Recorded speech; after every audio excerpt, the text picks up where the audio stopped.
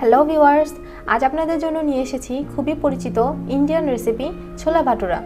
বর্তমানে বাংলাদেশেও এটি খুব জনপ্রিয় হয়ে উঠেছে। তাহলে চলুন দেখে নেই ইন্ডিয়ান ঢাবা স্টাইলে কিভাবে ছোলা ভাটুরা রেসিপি আপনারা বাসায় খুব সহজেই তৈরি করে ফেলবেন। প্রথমেই ভাটুরা তৈরি করার জন্য আমি 1.5 কাপ পরিমাণ ময়দা নিয়ে নিচ্ছি, আর 1.5 কাপ ময়দার জন্য 1.5 টেবিল চামচ পরিমাণ সুজি নিয়ে নিয়েছি।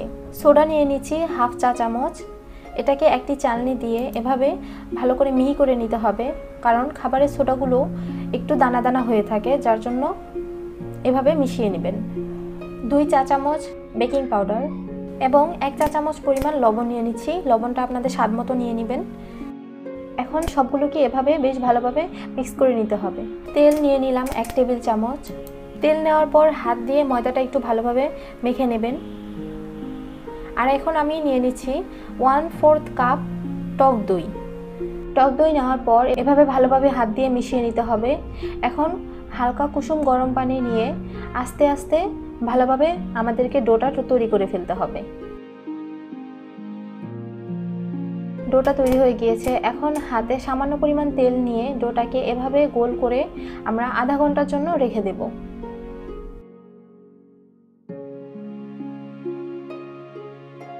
আর এরই মধ্যে আমরা ছোলাটা রেডি করে নেব। আমি প্রায় 1 ঘন্টা আগে ছোলাগুলোকে ভালোভাবে ধুয়ে ভিজিয়ে রেখেছিলাম। এগুলো দেখুন এভাবে ফুলে উঠেছে। এগুলো বড় ছোলা, যে কোনো সুপার স্টোরে আপনারা কিনতে পাবেন। এখন ছোলা রান্নাটা আমরা সম্পূর্ণটাই প্রেসার কুকারে করব। প্রথমে আমি এখানে 2 টেবিল চামচ পরিমাণ তেল নিয়ে নিচ্ছি। তেল সামান্য গরম হওয়ার পর এখানে শুকনো জিরা 1 চা চামচ পরিমাণ আমি তেলে ভালোভাবে টেলে নেব, যাতে জিরার ফ্লেভারটা সম্পূর্ণ তেলে চলে আসে। আর এখানে 2টো শুকনো মরিচ আমি একসাথে দিয়ে দিচ্ছি। এখন এগুলোকে হালকা নেড়ে 1 মিনিটের মতো ভেজে এখানে 1/2 চা চামচ পরিমাণ হলুদ এবং 1 চা চামচ পরিমাণ মরিচের গুঁড়ো দিয়ে দিচ্ছি। এটা সরাসরি তেলে দেওয়ার কারণ হচ্ছে ঢাবা স্টাইলে যে একটা কালার আসে, সেই কালারটা চলে আসার জন্য। এখানে 1 কাপ পরিমাণ আমি পেঁয়াজের পেস্ট করে রেখেছিলাম, সেটা দিয়ে দিচ্ছি। পেঁয়াজের পেস্ট দেওয়ার পর হালকাভাবে এভাবে বারবার নাড়াচাড়া করতে হবে। স্বাদ মতো লবণ দিয়ে দিলাম। এখন ঢাকনা দিয়ে ঢেকে 2 থেকে 3 মিনিট মশলাটাকে জাল করে নেব। আর আপনারা খেয়াল রাখবেন, হিটটা কিন্তু অবশ্যই মাঝারি হিটে থাকতে হবে। মাঝারি হাই হিটেও দিতে যাবেন না, তাহলে মশলাটা পুড়ে যাবে।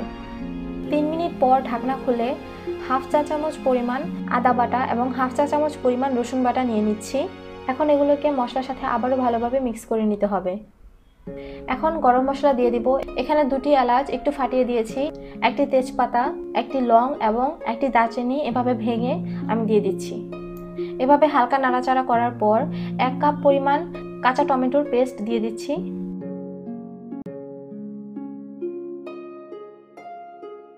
এখন দিয়ে দিব 1/2 চা চামচ পরিমাণ ধনে গুঁড়া, 1/2 চা চামচ থেকেও কম জিরা গুঁড়া এবং খুবই সামান্য পরিমাণে গরম মশলার গুঁড়া দিয়ে ভালোভাবে নেড়ে নেব। মশলা কিন্তু খুব ভালোভাবে কষিয়ে নিতে হবে।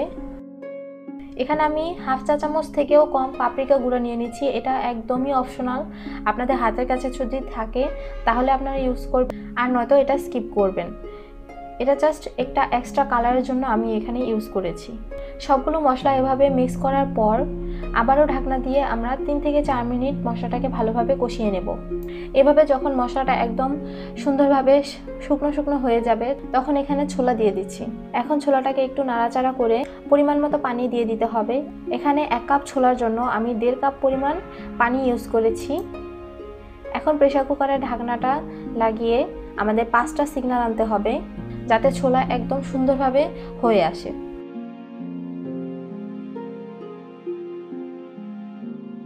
ছোলা হতে হাফ আওয়ার সময় লেগেছে। প্রেসার কুকার ঠান্ডা হওয়ার জন্য সময় নিয়েছি। এখন প্রেসার কুকার ঠান্ডা হয়ে গিয়েছে। এখন ঢাকনাটা খুলে নিচ্ছি। দেখুন আমাদের ছোলা রান্না হয়ে গিয়েছে। পানিটা একদম মাখা মাখা হয়ে গিয়েছে এবং ছোলাও খুব সুন্দরভাবে সিদ্ধ হয়ে গিয়েছে। এখন আমি এখানে ধনেপাতা দিয়ে দিচ্ছি। ধনেপাতা দেওয়ার পর আলতো হাতে এভাবে মিক্স করে নিতে হবে ছোলার সাথে। তাহলে আমাদের ছোলা রান্নাটা শেষ হয়ে গেল। এখন আমি এটিকে একটি বাটিতে পরিবেশন করে নিচ্ছি। আপনারা কিন্তু এটা বাটুরা বা লুচি ছাড়াও পরোটা এবং রুটি দিয়েও আপনারা সকালের নাস্তায় খেতে পারেন।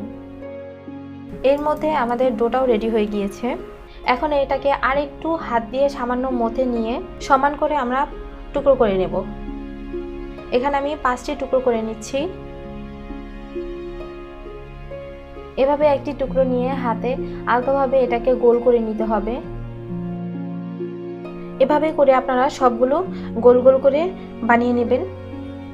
এখন আমরা যেখানে বানাবো সেখানে একটু তেল মেখে নিচ্ছি, আর ডোর মধ্যেও সামান্য একটু তেল মেখে এভাবে বেলুন দিয়ে আস্তে আস্তে গোল একটা শেপ নিয়ে আসব। এভাবে আস্তে আস্তে গোল করে বানিয়ে নিচ্ছি। আপনারা এভাবে সবগুলো বানিয়ে নেবেন।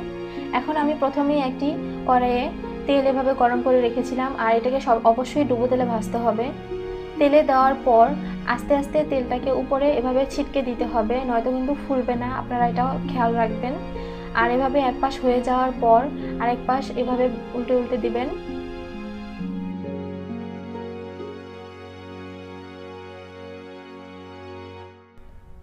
যখন এটি সম্পূর্ণ হয়ে যাবে তখন এভাবে তেলটাকে ছেঁকে উঠিয়ে নেবেন। আমাদের ছোলা ভাটুরের রেসিপিটি রেডি হয়ে গিয়েছে। আশা করি আপনাদের কাছে আমার আজকের এই রেসিপিটি ভালো লাগবে। আর ভালো লাগলে অবশ্যই আমাকে কমেন্ট করে জানাবেন, লাইক করবেন এবং শেয়ার করবেন। আর আমার চ্যানেলটি অবশ্যই সাবস্ক্রাইব করতে ভুলবেন না। আর সাবস্ক্রাইব করার পর পাশে যে বেল আইকনটি আছে সেটি প্রেস করে রাখবেন, যাতে পরবর্তী নতুন ভিডিও আসার সাথে সাথে আপনাদের কাছে নোটিফিকেশন চলে আসে। তাহলে আজ এই পর্যন্তই ভিউয়ার্স, ভালো থাকবেন। আল্লাহ হাফেজ।